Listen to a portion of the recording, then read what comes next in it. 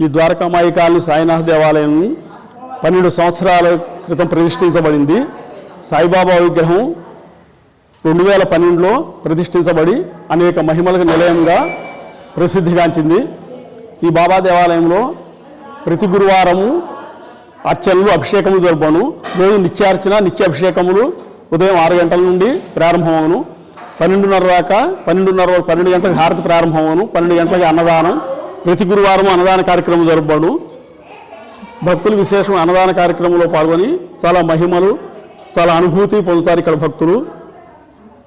మన సాయినాథ్ దేవాలయం నందు భక్తులు చాలా పరవశంతో భక్తితో కొలుస్తారు సాయిబాబాని. ఈ ఆలయంలోకి వచ్చిన వాళ్ళు మనశ్శాంతి, చాలా ఉత్సాహము, సంతానము, పిల్లలు కూడా సాయిబాబా మహిమలకు చాలా నిలయమైన దేవాలయం.